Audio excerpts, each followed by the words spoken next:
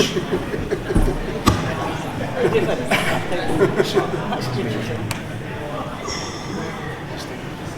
right. Good afternoon, everyone. Did everybody enjoy lunch? All right. Show of hands, how many of you enjoyed it so much you went back for seconds? How many of you went for thirds? Not yet. Not yet. It's only because I interrupted you. All right, so for those of you that did not meet me yet and the running around that we've been doing, I'm Jennifer Hilton. I'm the Director of Training for the VETcare Foundation. We're going to be doing a speaker panel right now, a veterans speaker panel. I will be moderating the speaker panel, asking some questions that we got ahead of time prepared. If we have time when we get through these questions with the individuals up here on the panel, we will take questions from the audience, but we're going to go through these questions first, and then if we have time, we'll get to you guys and your questions for the panel. If you guys need to, at any point in time, take a break, step out of the room, please remember that you're more than welcome to. I don't know that this presentation will bring any of that up, but it might. And if you need to at any point in time, do not hesitate to step out. Step over into the kitchen, step out through the back. There are side doors over here if you're closer to the front and you want to step outside and get some beautiful fresh air. It's gorgeous outside today, actually. It is nothing like my home weather, which is actually like almost 80 degrees today, because I don't live here. I'm from Vegas, so this is a nice experience for me today to get and enjoy first my windshield being frozen and then a nice breezy afternoon. Happy to bring the sunshine. Okay, all right. So let's take a second and meet our panel, and then we're going to ask them some pointed questions. So first we have Miss Peggy Quigg, and then we have Sean Dalton. You have Roy, who most of you know Roy, right? Nope, never seen him in my life. All right, and then we have Mark Piccola. Okay? All right. So we're going to start off with each of them. I'm going to have them give you their introductions and talk a little bit about who they are. We're going to start with the basics. So Peggy, can you tell us a little bit about you? I want to know, for you as a veteran, which branch did you serve in and why did you choose to do not only that branch, but I want everybody to tell them the job that you chose and why you chose it. Full disclosure, one, I know Peggy a little bit. She has been around for a little while with me. She's helped supported me through some things, as well as some of my family. So I know Peggy fairly well. And we're not going to tell any of those stories, right? No. Yes, please. Yeah, we won't tell any of those stories. No. Okay. Hi, my name's Peggy, and I served 20 years with the Missouri Army National Guard, and I chose that really because as a kid growing up, I grew up during the Vietnam era and watched all the newsreels of the Vietnam stuff, and I just really thought that Huey helicopters coming in to land, let guys off, take them out, was the coolest thing ever. And I really just grew up wanting to do that. And I was fortunate enough that when I went to college, I was in an aviation program at my college, and I got to talking with my flight instructors one day, and I said, how can I fly helicopters? Because it's not cheap. And he said, well, you know, they just opened up slots for women to be able to fly helicopters. And he said, you ought to join the National Guard. And he said, get them to send you to flight school, and that's the best way to do it, and they'll help pay for your college. I was like, sounds like a good idea. So I went and talked to a recruiter, and it took me about 5 years in the Guard as a mechanic to prove my dedication and worth, that if I could carry a 50-pound toolbox back and forth to the helicopter, that I might have what it takes to be able to go to flight school. And they sent me to flight school, and I flew for 15 more years after that. How many women do you know before you that flew helicopters? Well, I was the second woman in the state of Missouri that had gone to flight school. The first one tragically was murdered in just a bizarre incident that happened at Fort Rucker. It had nothing to do with her or anything. She was just in the wrong place at the wrong time and was a murder victim by pretty much a serial killer. So, needless to say, the Guard was also reluctant to send another woman to flight school. So there was that piece that had to come over too. For most of my career, I was the only woman helicopter pilot in the Missouri Guard, and then we got a second woman that ended up being killed on an accident when we deployed for Desert Storm. So, Sean, for you, which branch did you serve in, and then as far as what did you do in that particular branch? Why did you choose to do that? Sure. My name's Sean, as said. I'm a United States Marine. Do it. So I was in the Marine Corps for 24 years. What I'm most proud of is the distinction of being what's called a Mustang. Those of you in the Naval Service definitely know what that is. So I enlisted in the Marine Corps, and after my first enlistment, I got out and went to college, and I came back and became an officer, was commissioned in the Marine Corps. I was in the infantry, so I have a deep love for helicopter pilots in every sense of the word. In every sense of the word. But my dad was drafted. I was born in Fort Hood, Texas, because my dad was an MP and in Vietnam. When he came back, we went right back to New York City. And I'm considered a foreigner in my family because I lived in Texas for 8 months, but I know nothing about it. Yeah. In any case, I grew up wanting to be an Army man my whole life. Like I have pictures with his helmet on, and that's what I wanted to do. And as I got through a college prep high school, the one thing I knew, two things I knew. I wasn't mature enough to get through. I wasn't very mature, and I knew I was mature enough to know I wasn't mature enough to get through a college or a program like that. And I wanted to do something good. And I showed up at the recruiting station in Times Square. I grew up in Hell's Kitchen, and it was still an open recruiting station. And the Army recruiter was there, and he was smoking a cigarette outside his little station. And I said, I want to join the Army. And he said, how old are you? And I said, 17. And he said, well, come back when you're 18. I don't want to deal with your parents. And leaning out of another office was this jacked guy with a khaki shirt and blue trousers that just looked annoyed at the world. And he just kind of smirked and went back into his little cubby office there. And I kind of walked over and leaned my head in. And as I looked in, he jumped up and just pounded his desk and says, what the F makes you think I'll let you join my Marine Corps? And he pretty much had me right there. I didn't really even know the difference. I didn't know what Marines did, but I was in. I was all in, right there. It's my paperwork. That July, I went to boot camp. And it was infantry all the way. I went to Desert Storm 17, Task Force Grizzly. We took the Kuwait airport back. And then when I got out early to go to college in Japan, the same colonel that got me out early reminded me near my graduation that we need good officers. And I went back in, and it was ground and infantry all the way. So his experience in the recruiter's office sounds like my entire childhood. Right. My dad was a Marine. Not was, is. He is, yes. As I said, I am a Marine. Sounds like my entire childhood. Roy, so tell us a little bit about your service and why you choose to serve where you served and what you did.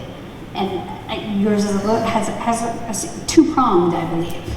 Yeah, I joined the Navy. Way to go, Harry. I joined the Navy because it was ingrained. I was fourth generation Navy, so I already knew I was going to join the Navy. And then what happened was I wanted to be able to join the Navy on my own terms, but I got in trouble with the law. And my dad was 21 years Navy, and I'd never been to the United States till I was 11, and then we went to Kansas because that's where he's from. And then I acted out in my high school years and was, smoking weed and doing all kinds of stupid stuff, and thought I was, the cat's meow. And I went out with a friend, and we siphoned gas one night, and the cops got us. And they took us in, and my dad was working booking that night, and he booked us in. And he put us in jail for 5 days, which legally he couldn't do, but he was a top dog back then. So he put us in jail for 5 days, and he got with the judge, took the judge out, took David, my best friend's dad, out. They all had drinks and got drunk, and Judge Buckley, and they hatched this plan. And then at the end of the 5 days, we walked into the courtroom like people's court, except it was just me, David, our dads, and Judge Buckley. And Judge Buckley said, man, this is a serious offense. You guys are looking at some serious time. Or you can promise me right here and now that you'll join the military and get the heck out of Dodge. So we said, okay, we'll do that. And sure as heck, he slams the anvil down on the deal, and the Navy and the Army recruiter walked in double doors and swore us in right then and there. So I went in the Navy as soon as I graduated. I was a failing student, F's all the way. But as soon as the teachers found out I was already signed up, they passed me through high school. So that's how I got in the Navy. I was a radioman starting out, then I went into cryptological technician in communications, ComSec security, and then I became a radioman. I got deployed during the Iran-Iraq war, and that's where I got my combat there, engaged in combat. And then got out with my first wife, and then we subsequently got divorced, and I joined the Kansas Army National Guard, and became a combat MP, and then went to Kosovo from there. So my daughter now is in E6 going up for E7, and she's 5th generation Navy, so it's kind of in the blood. All right, so Mark, the mics. It's off. Here, try this one. It's Don't cover them. Okay, try that. Yeah, don't cover them. Can you hear me okay? There we go. My name is Mark. I wanted to be a soldier because my father was a soldier. I completed high school and nothing really fit for me. I remember for years in high school they were asking me where I wanted to go to college at. Money was always on the table to go to college, but nothing ever fit in life for me. Everybody else knew what they wanted to do, and I was always like, why isn't it coming to me? Why isn't it occurring to me what I want to do? And when I thought back about it, my dad having served during Vietnam, I decided it would be a good idea for me too to become a soldier. And I had a rather Vietnam experience to signing up. I got out of basic training at AIT as an infantryman, and I was sent over to Iraq immediately. The war kicked off right as I had gotten out of basic. So we went overseas immediately, and basically I had a combat introduction that, the military didn't have for many, many years, many decades. We were the first out there. I was really successful at it and was selected for sniper school. I went to U.S. Army Sniper School when I got home. Had a lot of success there, training with great guys. After that, it was all training. Went off to airborne school, Pathfinder, air assault. That was just hardcore training all the time. And about halfway through my Army career, I was offered a position full-time for working for a unit helping out soldiers, and I switched and became an administrator. So if I was equally dangerous as an infantryman on the field, now I became dangerous with a pen, which I realized in hindsight is very helpful in a career because it helps you navigate so many different fronts when you get out of the military. But for me, yeah, I always wanted to be a soldier.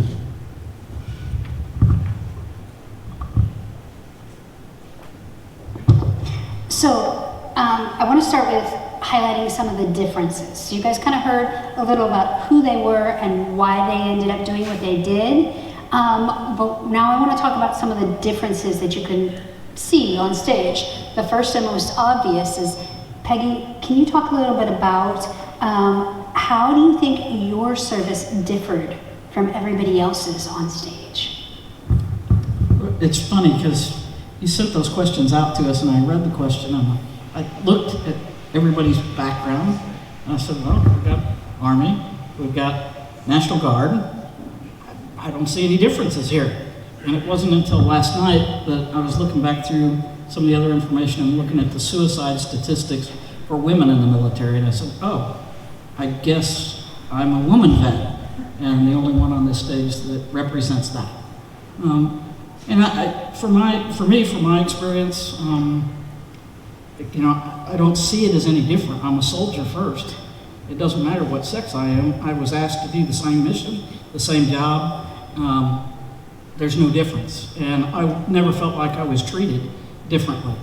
My military experience was really, really good that way. And it was a different time. I'm really grateful and glad that now the woman who leads the Missouri National Guard Aviation Brigade is a female.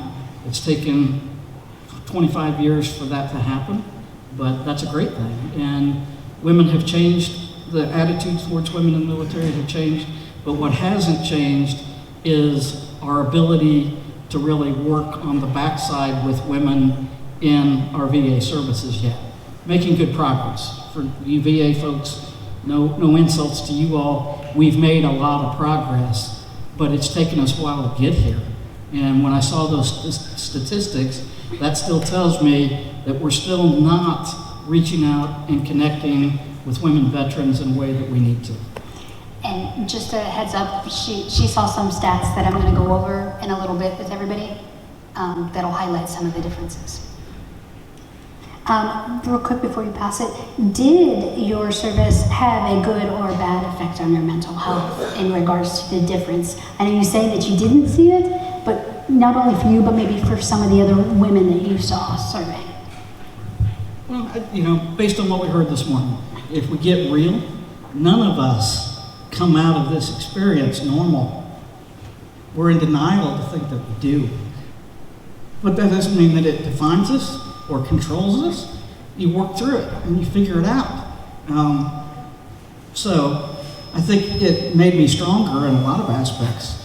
I saw some things that not everybody gets to see, not everybody wants to see, but it's not the worst thing in the world. You get through it, you work through it.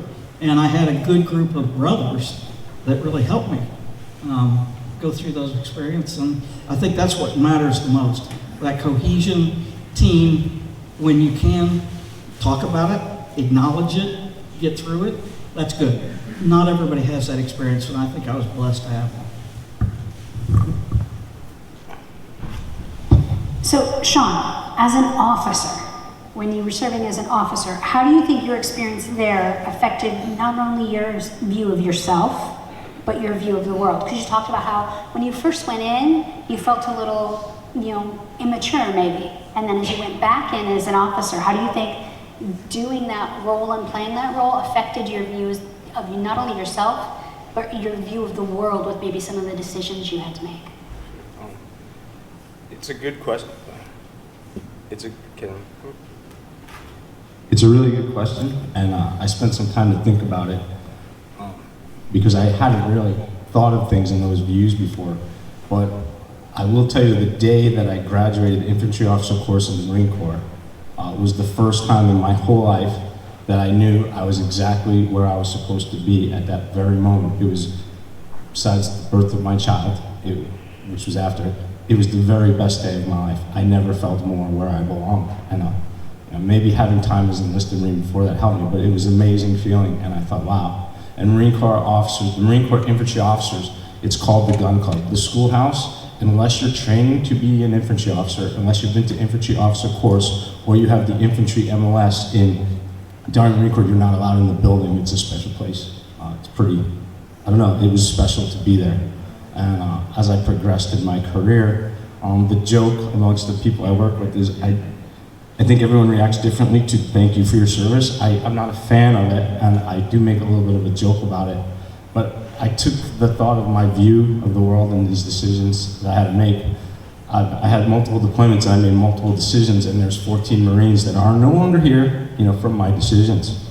And, I live every day when I hear people thank me for my service or talk about it.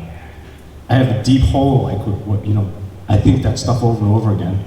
But really my view is, I think every person that lives in this awesome country that I got to be in the gun club and be the tip of the spear for what we do. So I walk around all the time, and maybe I kind of got myself in trouble, which I'll talk about later, but my view of the world is I had to make hard decisions, and everyone here gave me the opportunity to do that. I passed through a crucible to become what I was, and I walk around anywhere I am, just in the open, looking at people going, you have no idea how great it was to serve you.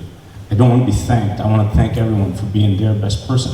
I don't know how else to say it, but it's the most amazing thing in my life that I got to do it for 23 years. Yeah, that's my view. Thank you for sharing.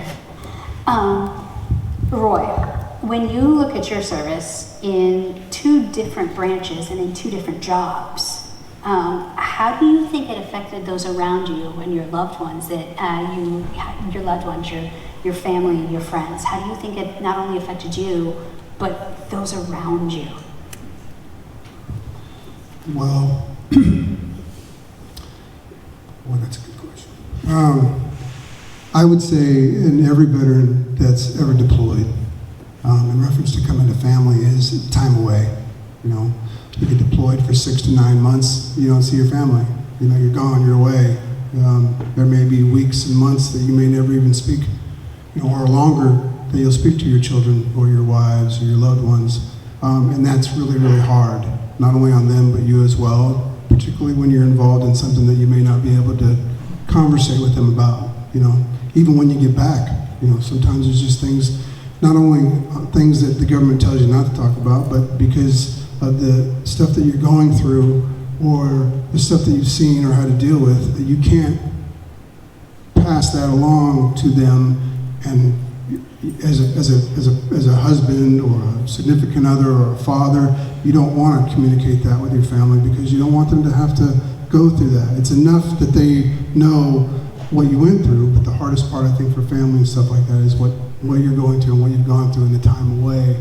And in reference to different services, that was hard because I went in the Navy first, and it was badass. But when I went to the Army, or the Kansas Army National Guard, I thought, how in the hell does the Army get anything done? So that was a hard transition. And then making that transition, when I got out, when I was married to my first wife and I got out of the Navy, she thought I was going to just stay out. And then I went right into the Kansas Army National Guard, not even a year after I got out of the Navy, and then got deployed again. So it made it even more difficult because then my kids were older.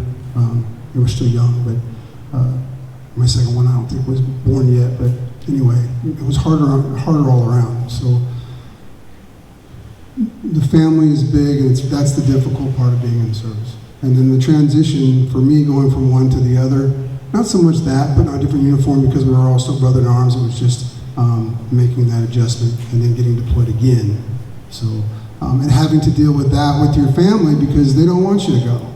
Okay, you did your first tour or second tour or whatever the case may be. Why are we doing it again? And if we do, we're going to get a divorce, or I'm leaving you, or your kids become estranged. So not only are you dealing with PTSD, if you did see combat, or you did not even combat, you saw things you shouldn't have seen or didn't want to see, you know, it just affects everything. So, and you just, you know, I'm rambling on, but it's really hard for families and stuff, and especially if you're getting deployed. And yeah. So, Mark, when you think back on leaving service and you're having to transition back to civilian life, especially after what you shared that you did for a living, what do you wish you could have told yourself then that you didn't know? That's a really good question, Jennifer. I look back on that now, and I would have so much advice for myself. Looking back now, I know that there is no pamphlet for what to do when you get out. You don't get de-recruited from the Army or anything like that. They don't have anybody waiting for you to catch you. Things are better than they used to be, but I think readiness is something that has to exist even when you get out of the service. There has to be a plan in place, and there was nothing scarier in life to me than the civilian world after I got out, and it seemed like each year would just get worse and worse every time, and I wasn't prepared for any of that. It was extremely difficult, and it took, you know, better part of a decade to have a plan in place and start to see improvement in my life. But yeah, I would definitely tell my younger self, be prepared, and here's exactly what you need to do. I mean, get help. Get help is the number one thing you can do before you cross a threshold that you can't come back from. If you commit a crime, if you cause a wreck, there's a lot of alcoholism, people that get out of the military. Yeah, preventative measures to protect yourself. That's how I would have helped myself if I could go back and change things. Okay, so this time I'm going to throw it to Sean. When you were struggling, because many of the individuals up here, we know that they're doing well because they're here. We also know that, you know, several of them have had or may have had mental health challenges or even mental health diagnoses to be up here already. I want you to know that that's normal. The statistics vary, but on average, we know that almost a third of all veterans self-report a mental health illness. Okay? So it's totally common for mental health concerns to be seen within veterans. Look at what you do, look at what you experience, and that includes in non-combat times. Okay? Because when you think about the things that you experience through boot camp, through training exercises, through everything else, mental health concerns are common. When we look at the average American, it's 1 in 5. For veterans, it's 1 in 3. That's the difference. Okay? So, Sean, for you, I want to ask, when you were struggling, what made you decide to get help, and what helped you stay focused on your goals of recovery? So I gave the nice answer to why I did join, the Marines and all. And the truth is, the Marine Corps was a perfect fit because I was feeling less than probably most of my young life and through it. And the Marine Corps provided a roadmap on how to be the try hard and do great and be awesome. And I did pretty well and had lots of deployments and led Marines, and it was awesome. And then it was done. But I never fixed anything, but I was struggling the whole time. But the tempo was fast. So when I had to be alone with myself and I started to struggle really bad, I didn't ask for help because, one, my view as an officer and anyone that served, I'm not asking for help. I can't let down my Marines or their image of me or what people think of me that I would need help. So the truth is, when I decided I needed help, it was almost made for me. I was in jail facing an enormous amount of time.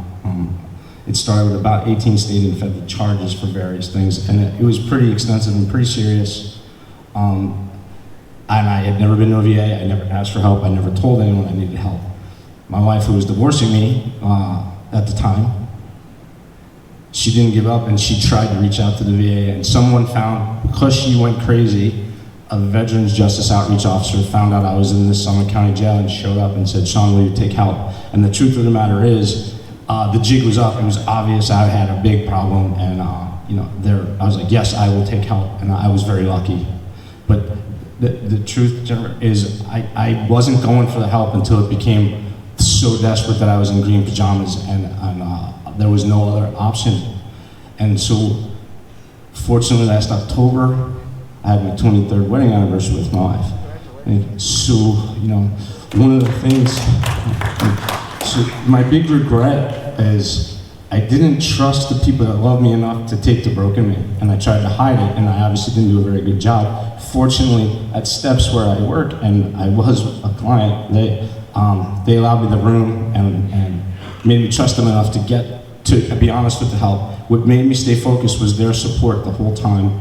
The fact that my wife didn't give up on me, and I leaned on her, and I realized the way I could thank the people that I care so much about was to take the help, be honest with myself, and move forward. So it was focusing on that, and it's something I continue every day. This doesn't, my struggles didn't disappear the day I decided not to do a drug or drink anymore, or not be so angry. It didn't stop there.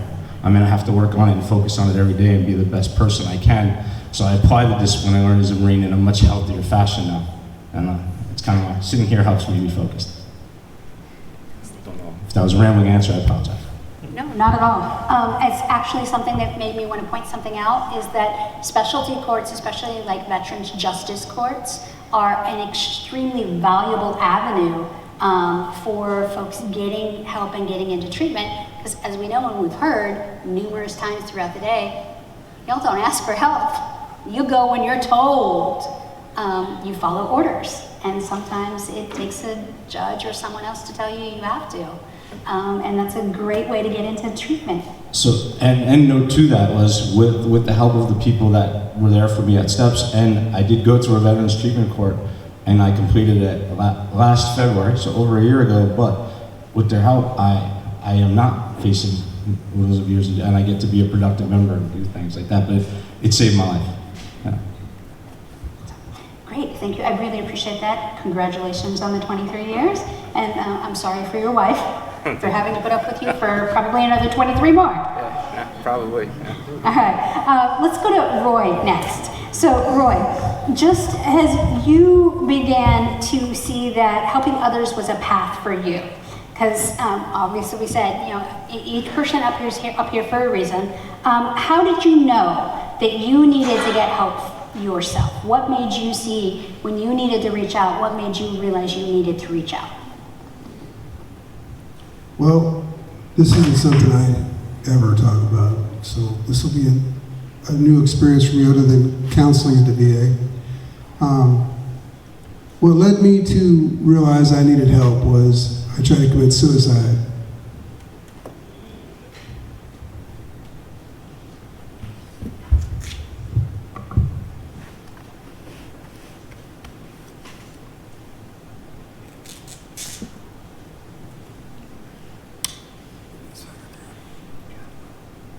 It's okay if you need to take a few minutes, it's fine.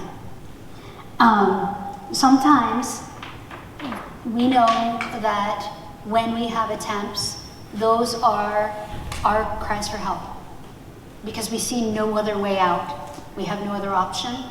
And thoughts of suicide are extremely common. They're more common than most people want to admit. That's something, again, that's my topic in a little bit that we're going to talk about. So the first thing that I want to do is let Roy know that you are not alone. I can tell you that everybody on this stage has probably had that exact same thought. And I say that truly when I say everybody. There's nobody up here that probably hasn't shared that same thought with you. So sorry about that. Don't apologize for experiencing something. You're okay. So I held it in. My experiences in the Persian Gulf, I held in, you know, and I always said my experience in the Persian Gulf was only over like a 3 or 4 hour span, you know, because I didn't feel like I should talk about it. You know, I know a lot of veterans, some are they're in here in this room right now, that are, in my opinion, you know, suffering more than me, including Sean, and you know, I don't know everybody else. I know a few out there real well. I know there's a Purple Heart recipient out there right now. There's people out there that I didn't say anything for a long time. I tried to hold it all in, like the speakers talked about, and you know, between going through a bad divorce and then things just being at their worst at the time, I thought I would go ahead and do it, try it, and I wasn't successful, obviously, and then I got where I was at. I didn't have a choice. I went to the VA. I was in there for a couple weeks. My work was real patient with that, really supportive, and I went through counseling and continued counseling and still see a counselor every once in a while, even though I'm really bad at it. So that's what led me to seek help back then, and I know what it's like for veterans that haven't reached that point yet, even though we try to bring them to the light and keep bringing them back, keep bringing them back, keep bringing them back, until hopefully it doesn't happen like it has with like myself and other veterans where we reach that point, you know, where you say, okay, that's it, I'm done, you know. And usually it's things that exacerbate that. You know, you have the PTSD from combat, but it's usually what's going around you in your life. And, you know, I'm speaking, I don't have a bunch of letters after my name, but for myself, you know, it's what's happening in your life, and it exacerbates that PTSD. But what a veteran doesn't know, and I've learned since then, is that it's actually the PTSD and what's happened to you that may be affecting and creating the problems that you're having in life, and you're just not aware of it until you actually sit down and talk to a counselor, or you sit down and get some treatment, and you find out, holy cow, this was the reason, you know? It wasn't somebody else, or it was me, you know? It was my problems that I was having, and I couldn't adjust, or I couldn't make the right kind of adjustments in the situation I was in at the time, whether it be work or a marriage or whatever. And then it all exacerbated and overflowed, and then that's what happened. All right, so Mark, when you think about what you do to keep your mental health and to keep yourself in a good place, what is it that you're doing to keep yourself going and moving forward and keeping yourself in a good place? I have the pleasure of working with veterans every day. I work for a place called VETcare. I'm sure you've heard of it. I work specifically with the Staff Sergeant Fox Suicide Prevention Program. And every day I get to work with veterans in the community, and every day brings something new, and there's a lot of variety involved in it. And I had mental health struggles for years after getting out, and I went to the Puget Sound VA's Veteran Intensive PTSD program, and that was a place I was able to finally get comfortable and be honest with myself that it's time for change here. And I walked in as one person and left there as another completely. I was determined to do that. There's just no more making mistakes at this point, and it was a wonderful place to grow and change, and I just wanted to share that today, that there's hope out there. And I really think if you need that kind of help, to give yourself a vacation like that. I call it a vacation. I got to play golf while I was there. I got to meet a lot of good friends. There's a lot of good activities there. Really take the time to go to a program if it's available to you. But yeah, I just wanted to give a special thanks to the veterans that I help. That's why I wake up to do it every day. And the people I work with, it's really great. It helps me keep my mental health in check. I didn't forget. I didn't forget you, Peggy. I put you last here for a reason. When you think about support and needing to reach out, nowadays, who do you go to when you need support? It's been an interesting day, hasn't it? So, before I deployed, I was a law enforcement officer and actually had more PTSD, PTSI from law enforcement experiences than I did from my military experience. So, Jared's story today was pretty impactful.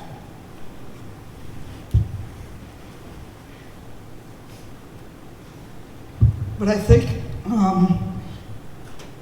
when we lost the helicopter crew, like all of us that have gathered at those funerals, it starts with the duty, the honor, the recognition, but it ends with the drunk fest, which is the worst tradition that we could ever do.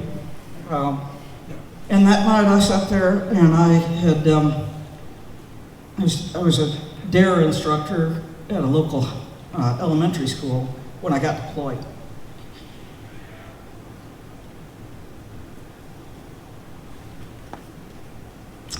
And I'd made a commitment that I was going to go through the worst, toughest experience of my life. And I was going to have to come back and tell those kids that I did it without drugs, without alcohol, and that they could face anything that ever challenged them the same way. And that night I sat there and all I wanted to do was get shit-faced and not feel anything. And it took every ounce of my being to not do that. And I didn't do that. I came out of the experience, and about 2 years later, I decided that, alcohol wasn't a problem for me, even though friends had told me I didn't drink like everybody else and that I probably should look at how I drank. So I thought, it's been a while, no big deal. And I got really shit-faced. And I ruined a relationship, I ruined a business partnership, and just started seeing if I continued on that path, my life was going to spin totally out of control. And I just made a commitment and said, I've got to change. But because I had a background in prevention, I think I had some good protective factors of things that I knew more than the average bear about substance abuse and mental health. I've learned a lot since then. I certainly wasn't an expert then, and I'm not an expert now. But like others, I think the best thing is, brighten the day. You give back to others.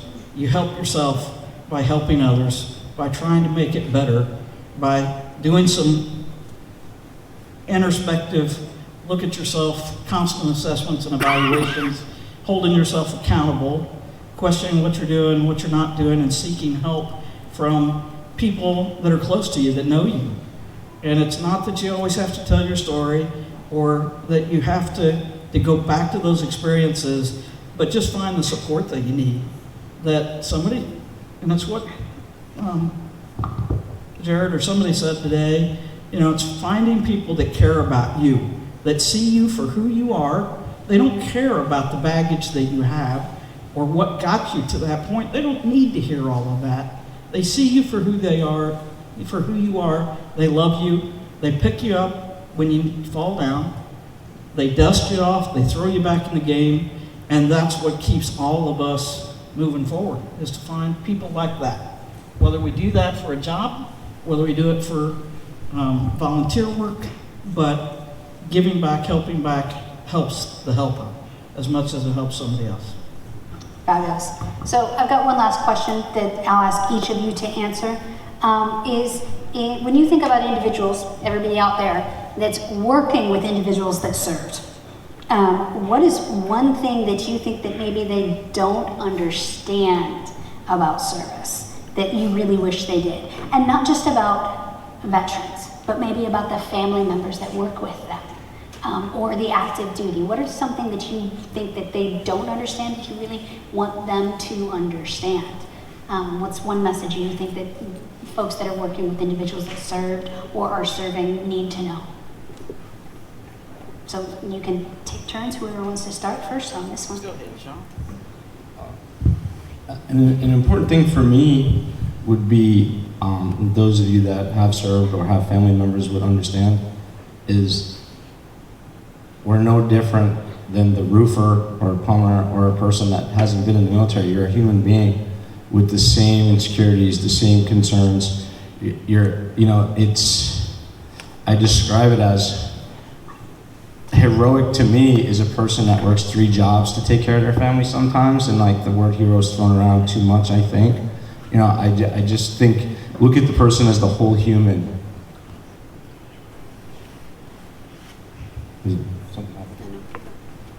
Look at the person as the whole human being, not as just a military person or a military spouse or a dependent, like they're Sean or Peggy or they're Roy, and understand it's your job, and yes, it's a calling in most cases, but we're human beings.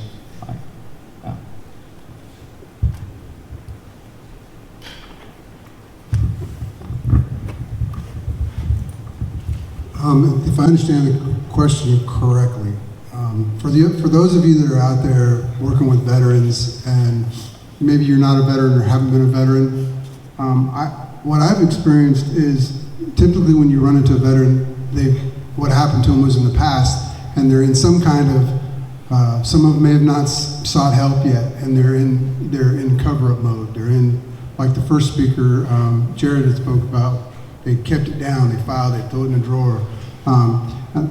So when you're talking to them, try to be as patient as you can, because there's a lot of layers there that they don't let you touch, and so you have to be patient with that. Also, with veterans, a lot of in law enforcement and first responders, people say, well, you signed up for that. I don't want to hear about it. You knew when you went in there you might catch a bullet or you might have to shoot somebody or something like that. So quit whining about it. I don't want to hear about it. What you don't understand is that, yeah, we knew we were going to do that when we signed up, that we might have to do that. That might happen. But what you don't realize is that when the service brings you in, they tear you down civilian, they bring you back up military, they bring you in, they tell you to go do your deal and do it and shut up and make sure it happens. And then when you're done and you're out, like Mark talked about, there's no book. There's, they have, some places will have a transition thing for jobs and housing and stuff like that. But there's no book about, hey, you're out now. Take what you did, be quiet, don't talk about it. You'll be all right. We were in the military, you were in the service, you're badass, see you later, you're good. And there's no book. So when you think about that, when you think about a veteran, hey man, that's what you did, you knew you were doing it, suck it up, I don't want to hear about it. Think about the fact that when they got out of that structure and got back into civilian life, there wasn't a book. They didn't know what to do with it. And they've been told to do stuff. Here's your roll of toilet paper. Here's when you can get up. Here's when you can go smoke. Here's when you can do this. Here's when you can do that. And then they get out and they're like, what do I do? So try to just remember that, And then they've been layering, putting all this layer on top because Uncle Sam's not there anymore. And they've been layering this and layering it and layering it and throwing it in books and cabinets and whatever to cover it all up because they know you don't know.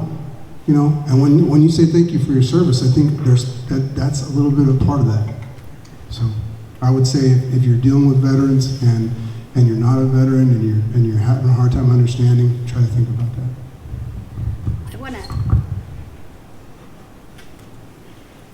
want to say on top of that, when you think about that statement of they knew about it, but did they really understand it? Because when you think about what's the age that most of them joined? 18. How old were you, Sean? 18, 17. 17? Yeah. You know, even men versus women, even if it's law enforcement and it's not till 21 or so, are their brains fully developed? Nope. In case you didn't know, no. Did they fully comprehend it? No, they maybe heard it. They may have heard it, but who said they understood what it really and truly meant? So maybe they heard it, but that doesn't mean that they knew what they were really truly signing up for here. So that's something to think about as well. Because I know at 18, if somebody told me that, I didn't know what the heck that meant. I knew when I started my career helping people, I didn't know emotionally what I was signing up for.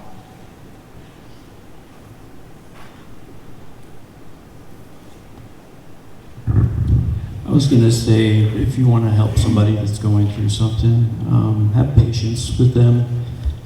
One of the good things my boss, Nancy, told me at the office was if you don't have all the information about somebody, you really can't make judgments about them until you know. So it's good to educate yourself, get the whole story. If it's someone you love, do research with them, and most of all, just have patience. It could be a discovery process for both parties completely, but the best thing you can do to help somebody is have patience with them and just go slow. It takes a while to learn. It took many of us a decade, before we started seeking help. But yeah.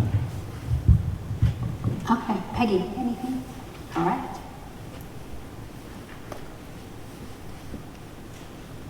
Yeah, somebody one time thanked me for serving instead of thanking me for my service, and I really liked that. It just, that one change in the word made all the difference, because I like you guys. That just kind of gets you, because we signed up because we wanted to. It gave us great experiences. It was a great experience for us. It's just another thing that we did, and we see it as an opportunity, that I was blessed more by serving than what I feel like I gave. But when somebody said, thank you for serving, I was like, yeah, I did that. I served. That was different than service. So I would say, try to help us change that language. And my response that I picked up from somebody else once was not knowing what to say when people say that. It's an awkward moment. And I heard somebody else say, it was my honor to serve. And that's now my response back. Because I think it also helps teach that same lesson that we're talking about, that we're not different because we served. It changed us, it gave us a different experience, but that doesn't mean we're special or better than people that didn't serve. And I think that's kind of sometimes how we internalize that comment when it comes, is we're no different. It was a job. That's what we did. And then I think one of the things that we're working on with VETcare is we've partnered with an organization out of the Seattle area called Operation Military Families, that does work with the very thing that we've been talking about transition. But unlike the transitional assistance program that the VA offers, that really helps with how do you get your life together coming out of the military? How do you get a bank account? How do you apply for loans? How do you do the things that were done for you in the military all the time? That's a great program and it's a great need. But what Operation Military Families has hit on is it's the transition from the identity of who you were for 20 years. I was an officer, I was a sergeant, I was an infantryman, I was a pilot, I was a whatever, to who am I now? What's my mission? What am I really all about? And we're so mission focused when we're given a mission, but when all of a sudden that mission is gone, we're lost. So what am I going to do now? Who am I now? And finding that place is really important, and I think one of the best things that we can help veterans do is figure out their new mission and their new purpose. Okay, so we have just enough time. Is there anybody in the audience that might have, we have time for probably 2, maybe 3 questions. Anybody in the audience that might have a question for any of the panelists? If you have a question, raise your hand nice and high. They're gonna run the mic to you. All right, right in the back. I had a feeling you might, since you asked me earlier if there were gonna be questions. There's a microphone coming to you, so everybody Oh, can there we hear. go. Okay. Hi, I'm David Welch with Guitars for Vets. I did have a question. First, I wanted to thank you guys for bringing up transition, because I think it doesn't get talked enough about military and veterans enough. Personally, just like you, I guess my first question would be, when you took off the uniform for the last time, what happened?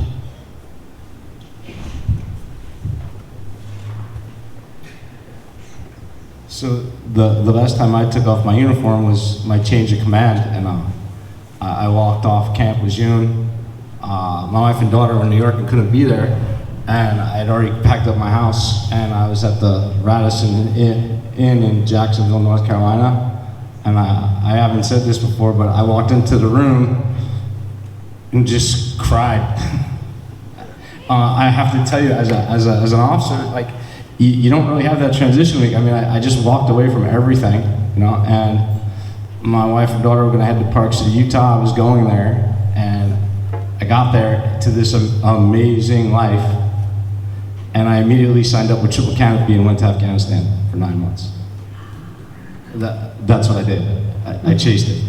Okay. Yeah, I was gonna say that's kind of my experience. You spend a month or a few weeks going around posting, going, screw this, I'm out here, the heck with all you people, I'm done. Then you get home, you take off the uniform, and you stare, and you're like, who the hell am I now? Kind of thing. And I remember I had the same reaction. I just busted down and started crying in front of my wife, because that was it. I had a bottle of Jameson. I poured myself a shot, and I said, to never be in that grade again. Yep. That's exactly what I said. I think, and that's kind of what I bring up in my classes, and to a lot of people, like you said, we join when we're 18, and not everything's developed, but we spend most of our lives understanding that we're heroes, that we serve, we're doing something that nobody else is doing, that there's a small percentage of people, and then you take off that uniform for the last time, and it's, am I still a hero? Who am I now? Kind of thing. So thank you for bringing that up. I really appreciate that. I think that's my only question. Thank you. Did either of you guys want to share what it was like when you first took off your uniform? I kind of transitioned into it because I went into the National Guard, but to respond to the transition, I'm sorry, I got to segue, but when I took off my uniform, it was easier for me because I was already a civilian, but I was in the National Guard. So, but to jump on with Peggy with law enforcement, I tried to stay in the uniform, like you were saying.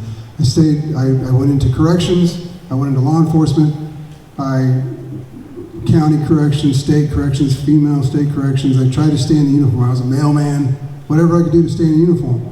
And then finally, I decided that I was tired of the, nothing against corrections or law enforcement, but it was the punishment side of things. And that's when I decided I got out of the uniform eventually, finally, and then went into nonprofit and serving veterans. So I think that's what we do. When we get out, we don't know what to do, so a lot of us will get into law enforcement, corrections, something that can maybe stay in the uniform. But yeah, it was painful taking off the uniform and putting it in the, hanging it up and not being able to get the starch out, roll the sleeves up, shiny shoes. You also have to do other things too, like you don't roll up your underwear anymore. You don't fold your shirt in 4 different angles, it's a lot of things. Yeah. You don't tie the corners of your bed. The last time I wore my uniform, taking it off, I don't remember whether, I think it was a pawn shop. I said, how much can I get for this thing? No, I'm just kidding. That didn't happen. I was somebody that never really needed the uniform to feel like a soldier. I think that's something I still carry with me to this day. Like if somebody asked, how would you describe yourself in one word? I would always say a soldier. I always feel that way with or without the uniform. But I always keep one uniform saved, clean, just in the back of the closet. Maybe I can give it to my son someday. So, yeah, that's a good question. Do we have any other audience questions? All right, over here. She's coming to you with the mic. Yeah, we're not yelling. We're not going to make you yell either. Oh, I could yell. First off, thank you. It's very, amazing how you can share your stories up on a stage in front of this crowd, and I'm sure the crowd is appreciative of that as well. It took me about 20 years to figure out I had some issues when I got out of the service. What would you say to families, friends, civilians, and how would you express it now to do something before you got out? I know there's some transition stuff going on now. They're trying to. And I'm a veteran service officer, so I deal with a lot of vets with a lot of medical health issues, mental health. I push the mental health issue frequently. What would you say to families, friends, those that are not in the service that have veterans or have service members that are getting out? It's a unique situation. My dad was in the Air Force. He passed away recently. But the problem is most people that are not in the military, like you said, do not understand sometimes the concepts of getting out of the service. Also being in first responder law enforcement for 16 years, I think it kind of goes hand in hand. What would you suggest? Thank you. 100%. If you have a family member that's close to you that is going to be getting out, get yourself educated on the veteran affairs. It's a Byzantine system. It's a hard system to deal with. Veteran service officers are amazing at what they can do. I live outside the Salt Lake area. 550 Foothill Drive is the VSO offices there. If you're interested in helping your service member, learn about what service connection means. Learn about Form 2163. Learn about upgrades. Do what you can, because a lot of times that service member, they don't need help. They're not going to want it and all. If you care and you want to help, get educated on it. Sometimes you'll hear bad things about VAs and stuff. In my experience, since it started, at the end, at the tip of the spear where care is provided, those people will do anything for you. If you went into your VA and just dumbfounded walked around and asked questions, you'll find someone willing to help you and get you educated on it. Learn what those forms are, be available, become a resource, because again, even in the checkout process, they tell the service member what they can get and they try and take them through the process, but most people shrug it off. If you can be that supportive person, I can't think of a greater gift you could give them as they move on their way. I will tell you, as a family member, it really helps to be educated about the system, know what benefits are available to them, help them sign up for the benefits, force them to sign up for their benefits, because even 20 years later, when they kept saying they didn't want to use it, they never wanted to be part of it, they didn't feel like they should have, and you finally make them use it, then all of a sudden, every other day, they're using their VA benefits. That was the experience with my father. It took him almost 25 years before he used any VA benefits, and he only used it because we forced him to, after some medical issues. I got a quick question for all you veterans out there. For one, just raise your hand if you're a veteran, and keep it raised. Keep it raised. How many of you, before you got out of the service, were told about what benefits you could get? Keep your hands raised if you were told. All right, so one, maybe two? Okay. Because in my experience, when veterans were in active duty and they were getting out, other than transitioning for like jobs and stuff like that, I don't remember being told what medical benefits I could get into, or that I should call my VSO, or whatever state I'm in, I should go to the ODVA or the OKVA or whatever. I wasn't told that. I went for years without even knowing I could get VA medical insurance. So, Or we weren't listening. Or we weren't listening. So, yeah. So that, as he said, if you have a son, daughter, father, mother in the service and they're getting out, tell them to get with whatever state they're going to get with that organization, those organizations, or whatever VA, VSO, VA hospital, all that kind of stuff, and get on it before you get out.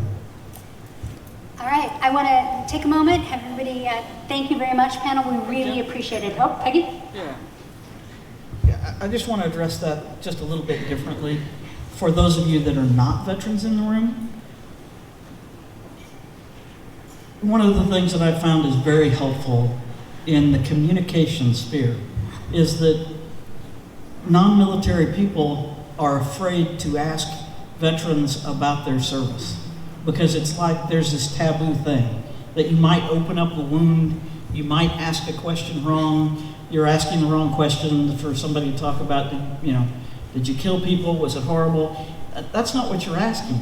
Just ask, tell me about your service, and give veterans a chance to tell you what they want to tell you about their service and open up the way that they need to. And then the other thing for family members that I think has been really helpful, I have a good friend who worked with her Vietnam vet husband who was really struggling with some stuff after many, many years of not, addressing any of it. And she was cleaning out the basement one day and she found his foot locker. And she dragged it upstairs and he looked at it and he said, "What's that?" She said, "Well, I think it's your foot locker." And she said, "Frank, what's in that?" And he said, "Oh, just a bunch of my military stuff." And she said, "Well, why don't you show it to me?" And he said, "You don't want to see that stuff?" And she said, "Yeah, I do." She said, "Pull it out and tell me what's in there." And through that experience, she gave him a chance to open up and again, tell what he was comfortable telling about his military experience. And it ended up being a very rewarding experience for both of them. So I think those are the two things that people can do that's safe for veterans and opens up that dialogue in the space in a safe, comfortable way, and just accept it for what it is, and veterans be willing to share what you want to share about your experience. Sometimes it's the funny stories, sometimes it's the good memories, sometimes it's when you get to that place where you're comfortable enough to talk about maybe some of the other things. But just being able to talk is always good. All right, thank you for closing on that. Sure. So I want to take a second and just take a moment and thank the panelists, if everybody could.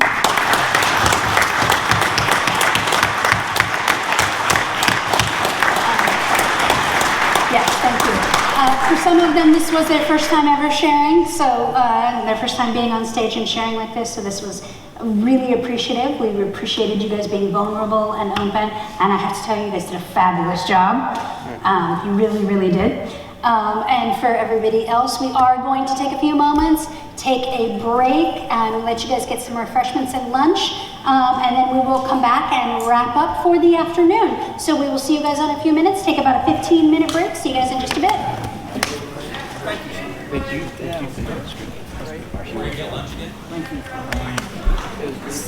Snacks are out through the front, back where you guys came and checked in for check-in. The snacks are out there, not in the kitchen this time, out towards the front. What did you fly back? Huey. Oh, nice. Yeah, we followed you guys. Third Armored Division.